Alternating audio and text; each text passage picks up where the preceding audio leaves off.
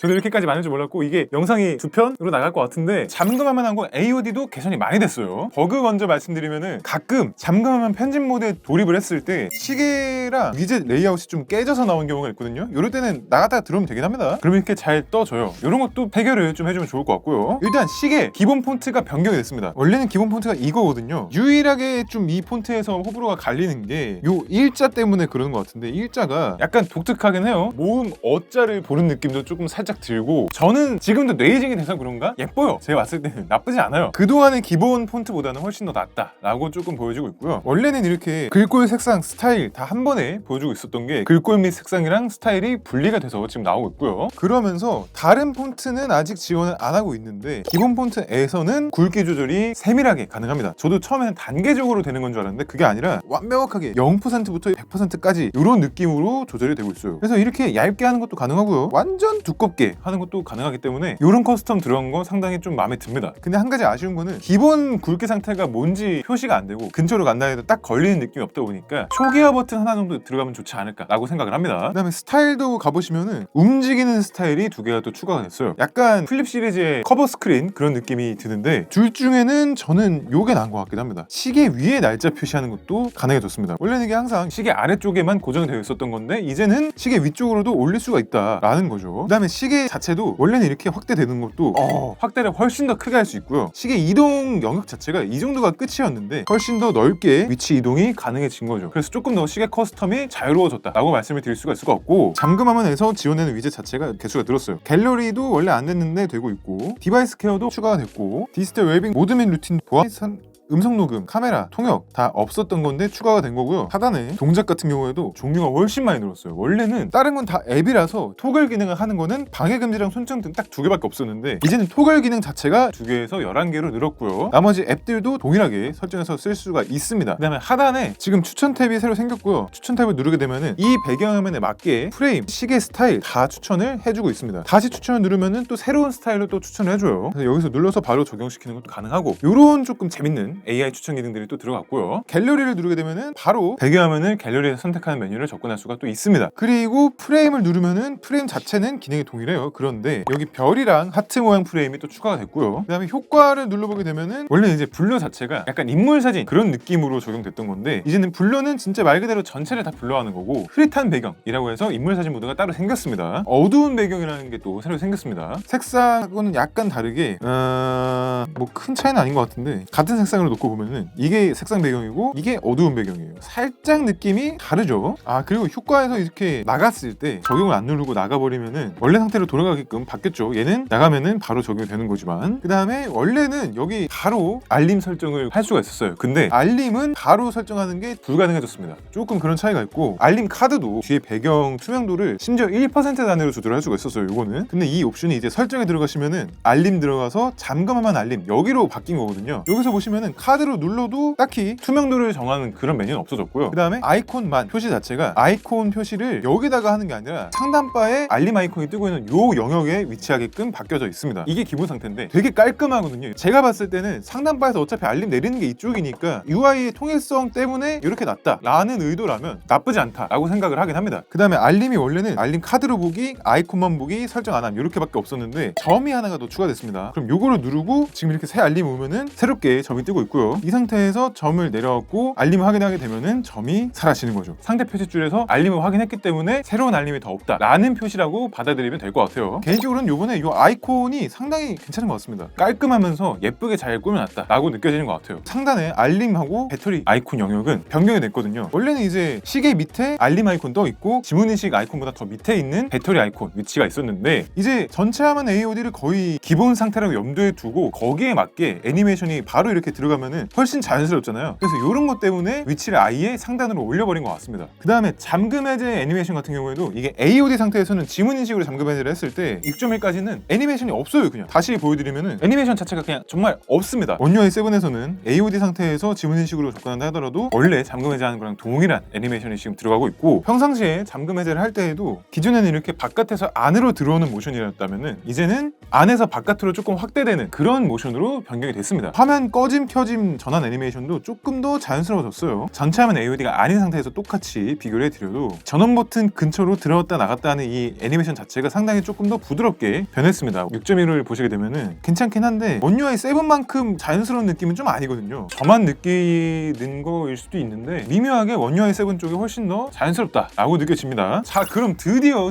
이제 기본 앱 UI들이 바뀐 거를 말씀드릴게요. 일단 멀티태스킹 창 UI가 바뀌었어요. 원래는 이렇게 멀티태스킹을 띄우면은 카드 형식으로 좌우로 넘어가는 중앙으로 오는 앱들이 약간 이제 확대가 돼서 커졌다가 작아졌다가 커졌다가 작아졌다가 하는 요런 모션이었다면 이제 멀티태스킹 창 자체가 약간 끼우러진 스택 형태로 바뀌었습니다. 중앙에 있는 앱 뒤로 최대 3개 정도의 창이 스택이 되어 있고 몸을 틀어서 보여주는 이런 느낌으로 애니메이션이 왔다 갔다 하고 있습니다. 상당히 괜찮아요. 훨씬 더 역동적인 느낌이 들고 앱 전환 속도가 훨씬 더 부드럽고 빨라졌습니다. 얘는 빠르긴 한데 원하는데 멈추는 이런 느낌이 아니었거든요. 근데 얘는 빠르면서 정신없이 빠르다는 느낌은 좀 아닌 것 같아요. 그리고 원UI 6.1에서는 이렇게 백그라운드에서 실행 중일 때 앱 2개 백그라운드 실행 중이라고 하면서 통일성이 없었죠. 이게 굴락에서는 앱 실행 개수만 딱 원형으로 들어가면서 그것 또한 모두 닫기랑은 UI가 또 통일성이 없이 얘만 조금 뜨는 느낌이었는데 이제는 실행 중인 앱 1개랑 모두 닫기랑 같은 요소처럼 느껴지게끔 UI가 통일이 된 걸 보실 수가 있습니다. 그리고 문구도 훨씬 더 간단한 명료해졌죠. 앱 2개 백그라운드 실행 중. 약간 길잖아요. 근데 실행 중인 앱 1개 하면은 아, 뭔가 실행되고 있는 게 앱이 하나가 있구나 라고 좀 바로 인지를 할 수 있을 것 같아요. 괜찮은 것 같습니다. 그 다음에 파인더 기능은 여기서 없어졌네요. 그 다음에 이제 설정 앱을 들어가서 보여드리면은 예전에 원UI에서 얘기하던 뷰잉 에어리어에서 보여지는 앱 이름의 텍스트가 훨씬 굵어졌어요. 딱 봤을 때 엣지라서 조금 그래 보이는 것도 있을 수 있는데 그게 문제가 아니라 좌우 여백이 늘어났습니다. 각 카드별로 원래는 화면 끝까지 채우고 있었던 부분인데 좌우 여백을 좀 두면서 덜 답답해 보이는 그런 UI로 바뀌어졌어요. 그 다음에 좌측에 있는 각 기능별의 아이콘 같은 경우에도 원형으로 바뀌었고요. 기기 간 연결도 소소하게 지금 아이콘이 바뀌었고 모드 및 루틴, 알림, 배터리, 보안, 위치, 안전 및 긴급, 계정 및 백업, 디지털 웰빙, 디바이스 케어, 소프트웨어 업데이트, 휴대전화 정보 다 아이콘 및 색감이 살짝씩 변했습니다. 그리고 전반적으로 배경이 다 스퀘어클에서 서클로 바뀌었죠. 그래서 아까도 말씀드렸다시피 스퀘어클의 흔적이 많이 없어졌어요. 지금 정말 앱 아이콘에만 남아있는 그 정도의 느낌이라고 보시면 될 것 같습니다. 그 다음에 검색창을 누르게 되면은 주제별 설정이라는 게 새로 생겼어요. 이 추천이 아마 조금 확장이 돼서 주제별 설정으로 넘어온 것 같거든요. 이 태그들을 좀 주제별 설정으로 넘어온 것 같습니다. 기기가 이상할 때 눈을 편안하게 다 똑같이 있는데 태그로 되어 있던 UI보다는 주제별 설정으로 좀 더 널찍널찍하게 있는 UI가 훨씬 더 좋다라고 느껴집니다. 동일하게 개인정보 보호를 눌러볼게요. 그러면은 이렇게 추천 화면으로 넘어가서 뜨는 거는 똑같이 뜨고 있습니다. 그 다음에 검색창도 파인더랑 똑같이 이 하단으로 내려와서 검색창이 되어 있는 걸 보실 수가 있습니다. 원래는 온오프를 결정하는 카드의 배경이 둥근 모서리 사각형이었는데 이제는 알약 형태로 얘도 바뀌었습니다. 이런 모든 온오프 관련된 메뉴들의 배경이 다 알약 형태로 바뀌었고요. 덱스 있잖아요. 덱스가 이제 PC 클라이언트가 종료가 된다고 합니다. 원UI 7부터. 그래서 혹시라도 덱스를 PC랑 연결해서 PC 클라이언트로 잘 활용하셨던 분들께서는 조금 아쉬운 소식일 수 있겠지만 아무래도 이용자가 적었나 봐요. 저도 덱스 자체를 이제 잘 이용을 안 하는 것도 없지 않아 있고 아쉬울 따름입니다. 소리 및 진동에서 음량 조절을 들어가시게 되면은 빅스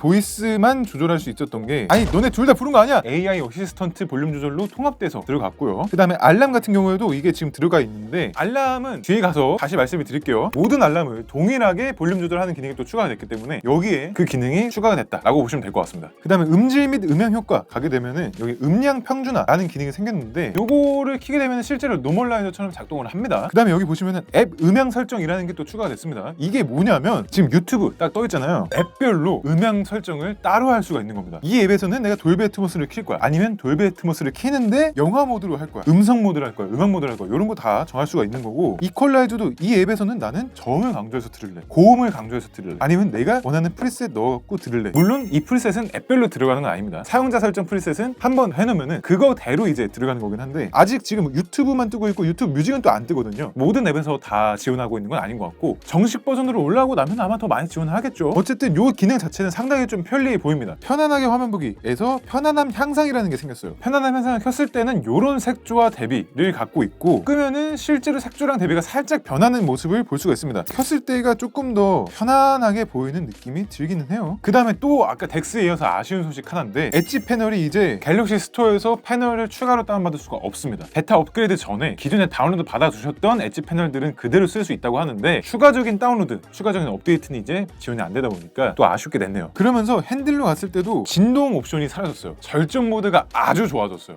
이거는 많은 분들이 또 환영할 만한 부분인데 여기 보시면 부드러운 모션 화면 전환을 일반으로 설정, 요거를 끌 수가 있습니다. 이걸 끄면 이제 CPU 속도 70% 제한도 같이 꺼야 된다고 해요. 같이 묶여 있어서 조금 아쉽긴 한데 어쨌든 120Hz를 절전 모드에서도 이제 쓰실 수가 있습니다. 제가 켜서 한번 보여드릴게요. 원래 이제 이걸 켜게 되면은 화면 재생률이 지금 60으로 고정이 되어 있잖아요. 그런데 배터리를 다시 들어가서 절전 모드에서 이걸 끄게 되면은 120Hz로 바로 돌아간다 라는 걸 보실 수가 있습니다. 이 덕분에 절전 모드를 조금 더 적극적으로 쓰시는 분들도 생겨날 것 같아요. 그 다음에 옵션이 또 추가로 더 생긴 게 자동 화면 꺼짐을 30초로 설정, 이런 옵션도 생겼고 다크 모드 켜기도 옵션이 새로 생겼죠. 그 다음에 배터리 보호 같은 경우에도 원래 기본 최저가 최대 다 있었지만 최대를 80%로만 제한할 수 있었던 게 80%, 85%, 90%, 95%까지 3단계가 더 생기게 된 겁니다. 이 밑에 또 보시게 되면 화면 밝기 자동 감소 온오프가 생겼습니다. 원래는 배터리가 5% 이하면 화면 밝기를 자동으로 어둡게 만들어서 조금이나마 배터리 사용 시간을 늘리는 그런 세팅이 되어 있었는데 이 세팅을 아예 꺼버리고 나는 그냥 배터리 빨리 방전되든 말든 원래 내 밝기대로 쓸래 라고 하시는 분들께는 이 옵션을 또 넣어준 거죠. 그 다음에 디지털 웰빙으로 가보게 되면은 많이 사용한 앱에서 많이 사용한 앱 카테고리라고 조금 더 포괄적으로 이름이 바뀌었습니다. 소프트웨어 업데이트 같은 경우에도 원래는 와이파이로 자동 다운로드를 키냐 마냐 였는데 자동 다운로드를 이제 안함, 와이파이 연결 시 와이파이 또는 모바일 데이터 이용, 이렇게 좀 3가지로 나눠져 있는 모습을 보실 수가 있습니다. 다시 한번 말해서 모바일 데이터로도 이제 자동 업데이트 다운로드가 가능해졌다라는 거예요. 드디어 이제 설정 앱까지 다 받고 나머지 기본 앱들의 변경된 모습들을 조금씩 보여드릴게요. 텍스트만 써있는 걸로 간결하게 정리했던 게 텍스트 위에 약간 픽토그램 같은 아이콘들이 또 추가되게끔 바뀌었습니다. 갤러리도 보시면은 사진, 앨범, 스토리, 메뉴 다 텍스트랑 아이콘 둘 다 있게끔 바뀌고 내비게이션 바가 있었던 기본 앱들은 이런 식으로 다 통일을 시켜놨습니다. 메시지가 원래는 이렇게 하나의 통합된 리스트였는데 이제 각 대화별로 카드가 따로 생성되게끔 바뀌었고요. 갤러리 가보시면은 AI 생성을 할 때 생성을 누르면 원래는 이렇게 파티클이 좀 있었습니다. 파티클이 왔다 갔다 하면서 생성이 되는 느낌이었는데 이제는 그냥 요 그라데이션만 살짝씩 왔다 갔다 하는 느낌으로 AI 생성 애니메이션이 바뀌었어요. 만들기에서 콜라주를 가보게 되면은 오류가 뜨긴 하는데 약간 얘도 버그예요. 이 버그도 없애야 되고 그게 중요한 게 아니라 여기 자유 프레임이 하나 생겼습니다. 내 맘대로 하는 거예요.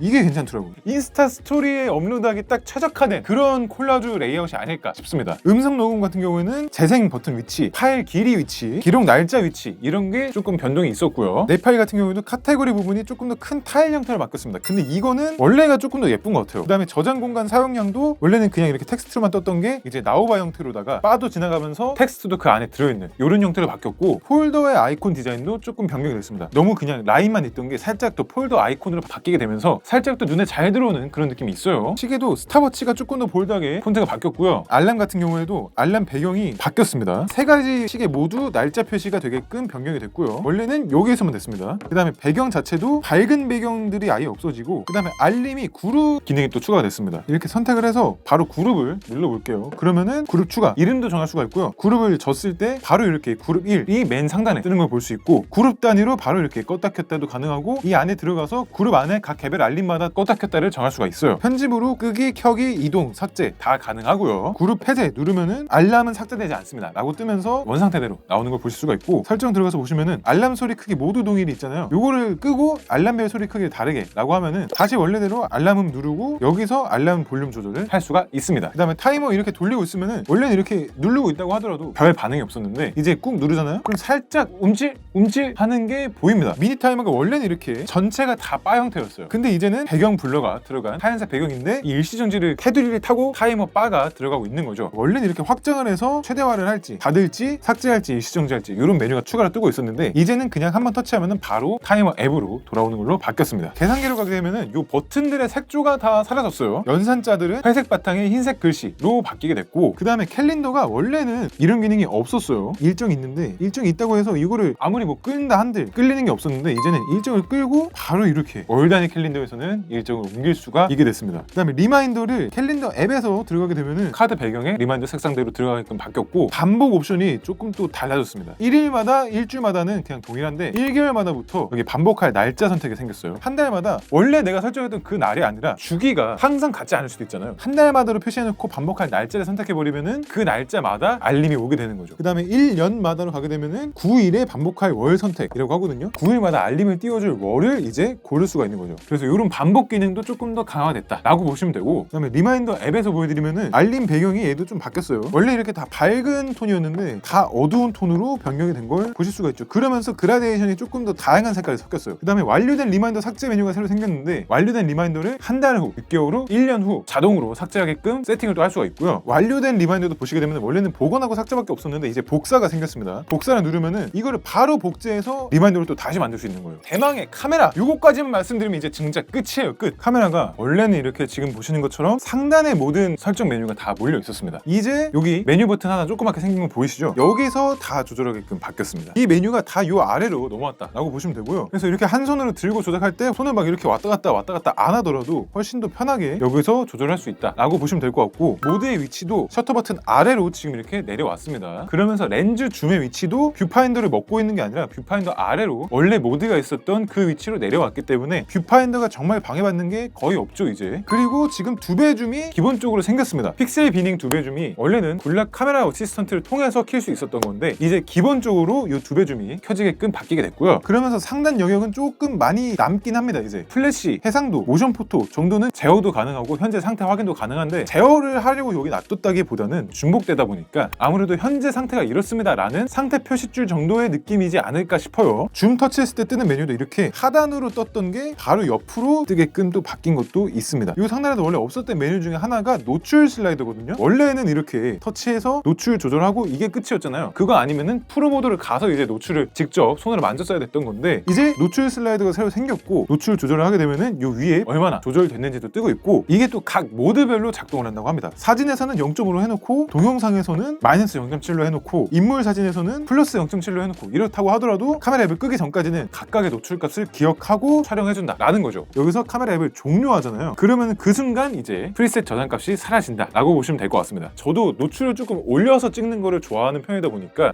사진 많이 찍는 사람으로서는 아주 좋아요. 프로 모드도 좀 바뀌었어요. 원래는 이렇게 하단에 큰 영역으로 조금 차지하고 있었습니다. 뷰파인더 영역을 살짝 방해하고 있었다면 이제는 얇은 알약 형태 하나로 들어가면서 조금 덜 가리고 있죠. 화면을 알약 형태를 눌렀을 때 기존의 바 형태로 뜨고 있고, 이 상태에서도 렌즈 전환 버튼은 하단으로 내려왔기 때문에 비교적 영역 차지하는 게 줄었다 라고 보실 수가 있을 것 같습니다. 그러면서 프로 동영상으로 가게 되면은 원래는 마이크랑 줌이 여기 이렇게 있었거든요. 마이크 같은 경우에는 팝업 메뉴로 들어오게 됐다 라고 보시면 될 것 같고, Z 플립 6에 들어갔던 거랑 비슷하게 캠코더스러운 줌이 들어갔습니다. 요 줌은 또 이제 그냥 동영상에서는 안 뜨고 있고 프로 동영상에서만 뜨고 있는 걸로 파악이 되고요. 지금 이렇게 보시면 천천히 이제 줌을 넣고 여기서 확 줌을 넣는 것도 가능한 거고요. 그래서 뺄 때도 확 빼는 것도 가능하고, 캠코더식 파워줌 그런 느낌으로 줌을 당겼다가 뺐다가 할 수 있다는 게 Z 플립 6랑 상당히 비슷한 그런 기능이라고 보시면 될 것 같고, 고급 동영상 옵션에 음원 재생 기능도 들어갔어요. 아이폰에서도 iOS 18 업데이트가 되면서 추가된 기능이잖아요. 음악을 틀어놓고 동영상을 찍더라도 이제 음악이 멈추지 않는다. 조금 더 챌린지 찍기에 최적화가 되어 있다 라고 보시면 되지 않을까 싶습니다. 그 다음에 촬영 가이드 같은 경우에도 원래는 수직 수편 안내선 그냥 요렇게만 있었는데 이제 촬영 가이드라고 새로 생겼습니다. 격자선 및 수직 수평계, 이렇게 하면은 격자선하고 수직 수평계가 같이 뜨고 있는 거고요. 격자선만 누르면은 중앙에 있던 수직 수평계는 사라졌고, 수직 수평계만 누르면은 격자선 대신 수평계만 뜨고 있는 거를 또 보실 수가 있습니다. 네, 그래서 오늘 이렇게 원UI 7 첫 번째 베타를 정말